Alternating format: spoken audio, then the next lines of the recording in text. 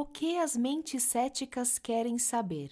Como mencionei anteriormente no livro, escrevi um artigo e divulguei-o no meu blog. Também adicionei o texto ao meu site. Além disso, foi publicado em um livro de autoria de David Hicklam. O artigo veio a ser o mais amplamente distribuído e comentado que eu já escrevera. As pessoas o incluíam em grupos de discussão, encaminharam para os amigos, enviaram para suas listas de e-mails pessoais e públicas e o espalhavam ainda de outras maneiras. Aparentemente, a mensagem que o artigo continha estava inspirando todo mundo. Foi exatamente esse artigo que captou a atenção do meu editor e me levou a escrever o livro que você tem nas mãos. Entretanto, nem todo mundo adorou o artigo. Algumas pessoas não conseguiam acreditar que ninguém, nem mesmo um psicólogo, pudesse curar criminosos com problemas mentais em um hospital. Uma pessoa escreveu para o Dr. Hicklam e exigiu uma prova. Ela queria saber os fatos a respeito das experiências do Dr. Hicklam naquele hospital psiquiátrico. E eu também queria essas provas. Verdade seja dita. Eis a resposta detalhada que o Dr. Hicklam escreveu. A história, como a maioria das histórias, requer esclarecimentos. É verdade que 1. Passei vários anos trabalhando como psicólogo sem vínculo empregatício no Hawaii State Hospital, um estabelecimento psiquiátrico administrado pelo Departamento de Saúde do Estado do Hawaii. 2. Passei 3 anos, de 1984 a 1987, como psicólogo da equipe, trabalhando 20 horas por semana em uma unidade de segurança máxima para pacientes do sexo masculino que haviam praticado atos criminosos de assassinato, estupro, uso de drogas e agressão contra pessoas e propriedades. 3. Quando ingressei na unidade de segurança máxima em 1984 como psicólogo da equipe, todas as celas de isolamento estavam ocupadas por pacientes violentos. 4. Em qualquer dia considerado, havia na unidade vários pacientes com grilhões nos tornozelos e nos pulsos para impedir que eles praticassem atos violentos contra outras pessoas. 5. A violência na unidade praticada por pacientes contra pacientes e contra a equipe era uma ocorrência corriqueira. 6. Os pacientes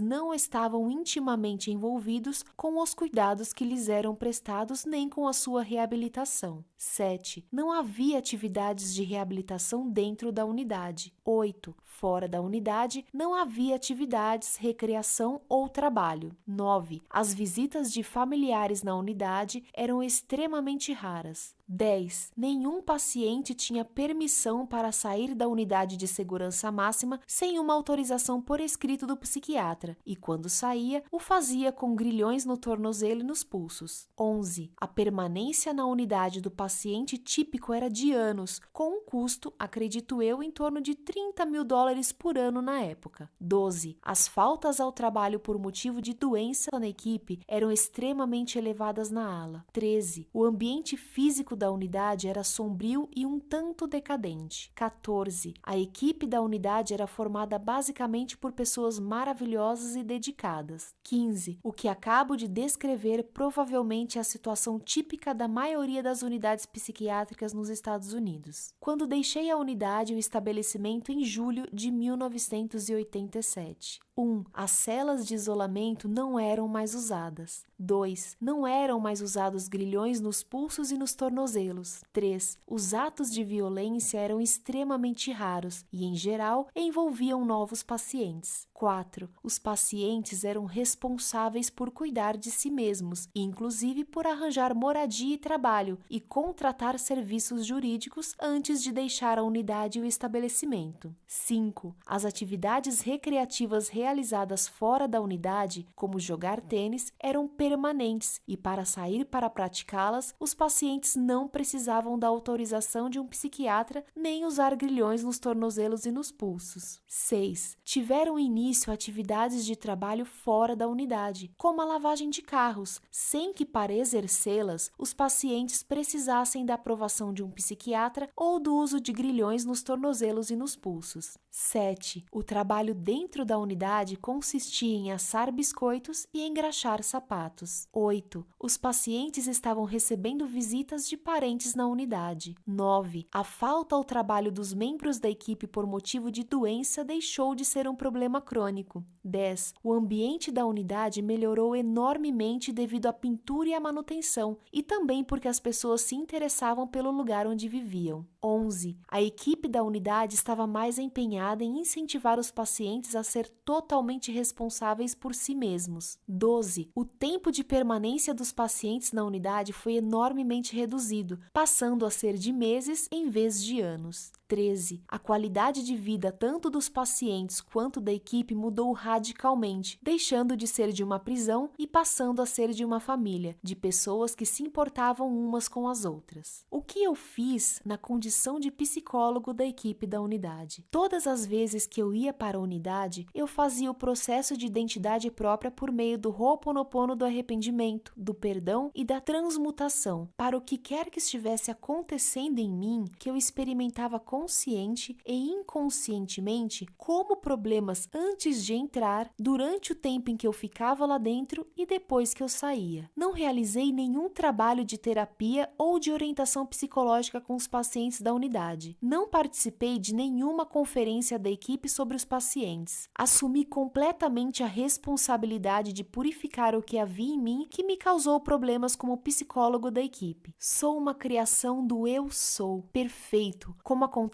com todo mundo e com tudo. O que é imperfeita é a B, as memórias que reagem reencenadas como críticas, ressentimento, raiva, irritação, e só Deus sabe o resto da M que é carregada da alma. Paz do eu e Haleakala Hyulen. Embora eu ainda estivesse aprendendo Ho'oponopono, eu às vezes ensinava o método a outras pessoas quando sentia que elas estavam abertas a ouvir falar nele. É claro que o fato delas estarem abertas era um reflexo de mim, não delas. Quanto mais claro eu me tornava, mais claras as pessoas ao meu redor se tornavam. Entretanto, isso é difícil de aceitar. É muito mais fácil querer mudar o exterior do que o interior. Um corretor de imóveis nos levou de carro para ver algumas casas. Ao longo do caminho, conversamos bastante a respeito da cura, da espiritualidade, do filme O Segredo e do crescimento pessoal. Tudo era interessante, mas algo esclarecedor teve lugar durante parte do percurso. O corretor havia lido meu hoje famoso artigo sobre o Dr. Hyulen e o processo de cura havaiano Ho'oponopono que ele usou para curar uma ala inteira de criminosos com doenças mentais. Como todas as outras pessoas, o corretor achou o artigo inspirador. Como todas as outras pessoas, ele não o entendeu muito bem. Enquanto passeávamos de carro pela bela ilha de Maui, ouvi o corretor se queixar de uma casa que ele não conseguia vender. O comprador e o vendedor estavam discutindo por causa dela, causando muita raiva, ressentimento e outras coisas. A venda estava presa no meio da briga e não iria se concretizar em um futuro próximo. O corretor estava obviamente frustrado por causa das atitudes daqueles dois. Fiquei ouvindo durante algum tempo e depois me senti inspirado a me manifestar. Você gostaria de saber o que o Dr. Hyulen talvez lidaria com essa situação usando o Ho'oponopono? Perguntei. Claro! Exclamou o corretor, obviamente curioso. Estou decididamente interessado. Por favor, me diga. Isso deve ser bom, disse Nerissa. Bem, eu não sou o Dr. Hyulen, comecei, mas estou escrevendo um livro com ele e treinei com ele, de modo que acho que tenho uma boa ideia de como ele talvez lidaria com a situação. Conte-me! O que o Dr. Hyulen faz é olhar dentro de si mesmo para ver o que existe dentro dele que está compartilhando a experiência que ele vê do lado de fora. Comecei. Quando ele trabalhava no hospital psiquiátrico, ele olhava para a ficha dos pacientes, quer ele sentisse repulsa pelos atos deles ou outra coisa. Ele não lidava com a pessoa, ele lidava com os sentimentos que ele experimentava. À medida que ele começava a limpar o que estava dentro dele, os pacientes começavam a se purificar e ficar curados. Eu gosto disso, afirmou o corretor. A maioria das pessoas não tem a menor ideia do que significa a responsabilidade, prossegui. Elas preferem culpar os outros e as circunstâncias externas. Quando elas se desenvolvem e se tornam mais conscientes, diferentes começam a se considerar responsáveis pelo que dizem e fazem. Além disso, quando você se torna ainda mais consciente, você pode começar a compreender que é responsável pelo que todo mundo diz ou faz, simplesmente porque essas pessoas fazem parte da sua experiência. Se você cria sua própria realidade, então você criou tudo que você vê, até mesmo as partes de que não gosta. O corretor estava sorrindo, balançando a cabeça. Continuei a falar. Não importa o que o comprador ou o vendedor faça nessa situação, acrescentei. O que interessa é o que você faz. O que o Dr. Hughlem faz é simplesmente repetir: eu te amo, sinto muito, por favor me perdoa e obrigado. Ele não diz isso para as pessoas, ele o diz para o divino. A ideia é purificar a energia compartilhada. Vou fazer isso, disse o corretor. Mas você não faz isso para obter alguma coisa, prossegui. Você o faz porque é dessa maneira que purificamos a energia compartilhada, de maneira que ninguém tenha que experimentá-la novamente, nunca mais. É uma limpeza e você nunca para de fazê-la. Fiz uma pausa. O corretor parecia ter entendido. Os seus olhos estavam arregalados e ele exibia um largo sorriso. Se alguma coisa aparece na sua consciência, continuei, cabe então a você fazer a limpeza e curar. Como você chamou a minha atenção para a situação do comprador e do vendedor, então eu também tenho que fazer uma limpeza nela. Ela agora faz parte da experiência da minha vida. Se eu sou o criador da minha experiência, então eu também sou responsável pela situação. Deixei tudo isso calar na mente enquanto continuávamos o nosso passeio para ver outras casas em Maui. Alguns dias depois, recebi um e-mail do corretor. Ele disse que continuava a usar o processo do Dr. Hughlem. É assim que funciona. É totalmente amor, é contínuo e você é totalmente responsável. Certo dia, ministrei um seminário com Mind Hurt. O seminário se chamou The Secret of Money. Nele, ensinei a todo mundo o método de limpeza do Ho'oponopono. Depois, um cavalheiro se aproximou de mim e disse: tenho dificuldade em dizer sinto muito e por favor me perdoa. Por quê? Perguntei. Não consigo imaginar uma divindade ou um Deus amoroso que precise que eu lhe peça perdão, disse ele. Não creio que o divino tenha que me perdoar por alguma coisa. Pensei no assunto e mais tarde eu soube a resposta que deveria ter dado ao homem. Você não está fazendo essas declarações para ser perdoado pela divindade. Você as está fazendo para se purificar. Você as profere para a divindade, mas a intenção é purificar você. Em outras palavras, o divino já está derramando amor sobre você. Ele nunca parou. No estado zero, onde não existe limite, a descrição mais aproximada que podemos fazer é dizer que se trata de um estado de puro amor. Ele está lá, mas você não. Assim, ao dizer eu te amo, sinto muito, por favor me perdoa, obrigado, você está purificando os programas que existem em você que o impedem de estar no estado puro, o amor. Repetindo, o divino não precisa que você faça Ho'oponopono, mas você precisa fazê-lo.